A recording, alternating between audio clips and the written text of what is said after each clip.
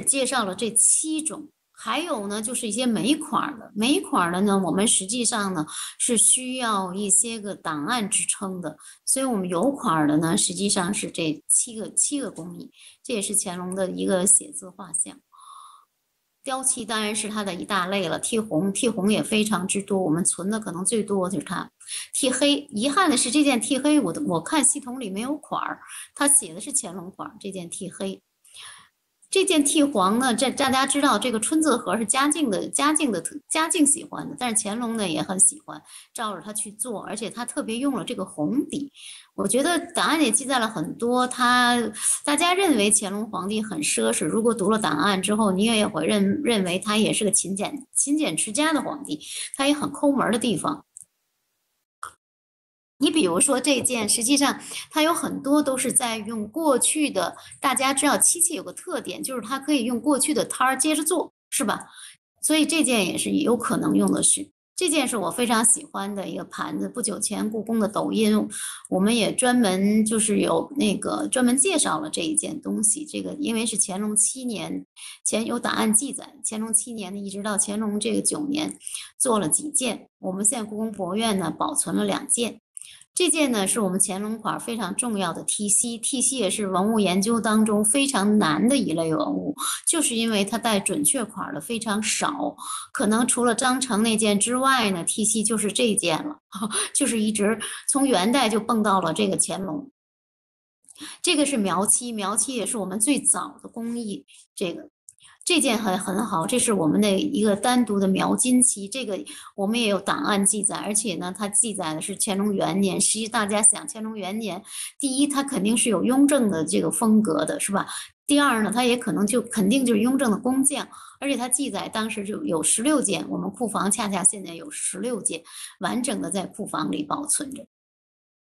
这件呢，实际上呢，就是怎么说呢？这个器型呢，我觉得这件也是乾隆款，这件也是带研究的，也是个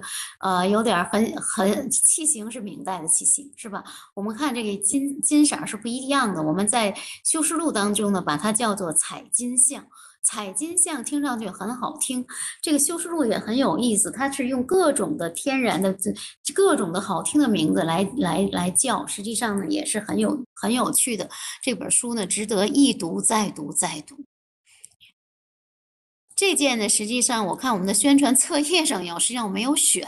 我特意因为宣传册页有选了吧。这件实际上呢，我们觉得是非常重要的一件，就是它仿日本漆的风格。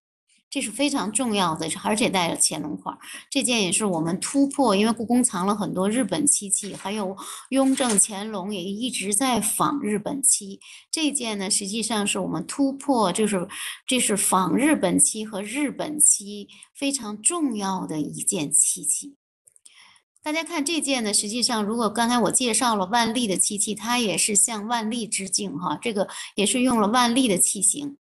这件也是，这件我们非常重要的一件填漆，这个后面我还会介绍。这个也是第一是春字盒，而且大家可以看这个器型也是，这个器型实际上如果大家对漆器史了解的话，应该是元代用的最多的一个漆型，就是菱花式的盒子。